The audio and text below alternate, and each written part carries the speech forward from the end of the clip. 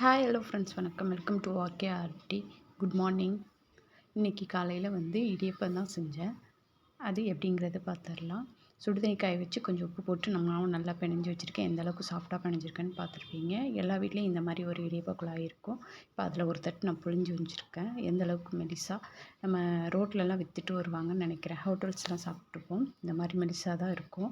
தண்ணி நல்லா சூடேறினோன்னா இப்போ அந்த ஒரு தட்டை எடுத்து வச்சிடலாம். எப்போவுமே தண்ணி நல்லா சூடேறின பின்னாடி தான் இடியப்பமோ இட்லியோ நம்ம எடுத்து வைக்கணும். அப்போ தான் அந்த ஆவிலே நல்லா வேகும்.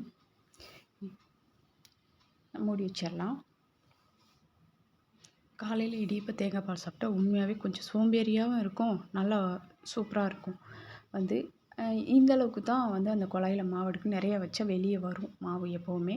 இன்னொரு தட்டும் நான் புழிஞ்சு வச்சுருக்கேன் பாருங்கள் எந்த அளவுக்கு நல்ல வெள்ளையாக. ஹோட்டலில் கூட அந்தளவுக்கு ஹெல்த்தியாக செய்வாங்களான்னு சொல்லி தெரியாது. நம்ம வீட்டில் செஞ்சு சாப்பிட்றது இது ஒன்றும் பெரிய வேலையெல்லாம் இல்லை, சின்ன பர்பஸ் தான். அந்த ஃபர்ஸ்ட் தட்டு வச்சது எடுத்துகிட்டு பாருங்கள், சாஃப்டாக இருக்கா. பிக்கும்போதே அதை எடுக்கும்போதே பிஞ்சிடுச்சு. அந்த அளவுக்கு சாஃப்டாக இருக்கும். வெறும் அரிசி மாவு தான், வீட்டில் தான் நானே அரைச்ச அரிசி மாவு தான். அதனால் அரிசியை கழுவி காய வச்சுட்டு நல்லா காஞ்சோன்னா எடுத்து மிஷினில் கொடுத்து அரைச்சிக்க வேண்டியதுதான். இதான் முடியாதவங்க, இப்போ சின்ன குழந்தைங்க இதுங்களுக்குலாம் காலையில் இதை டிஃபனாக கண்டிப்பாக கொடுக்கலாம். எந்த பிரச்சனையும் கிடையாது. தேங்காய் பால் உங்கள் வீட்டில் எல்லாத்துக்குமே செய்ய தெரியும். தேங்காய் பால் இடியப்பம். இன்னொரு இது இந்த மாதிரி சின்னதாக இட்லி மாதிரி இன்னொரு தட்டில் ஒன்று வச்சேன். அதுக்கும் எந்த அளவுக்கு சாஃப்டாக இருக்குன்னு சொல்லிட்டு பாருங்கள். கண்டிப்பாக எல்லாத்துக்கும் பிடிச்சிருக்குன்னு நினைக்கிறேன். கண்டிப்பாக எல்லா வீட்லேயும் இதை செஞ்சு சாப்பிடுங்க. வீடியோ பிடிச்சிருச்சுன்னா லைக் பண்ணுங்கள், ஷேர் பண்ணுங்கள், கமெண்ட் பண்ணுங்கள். நெக்ஸ்ட் வீடியோவில் சந்திப்போம். பாய்.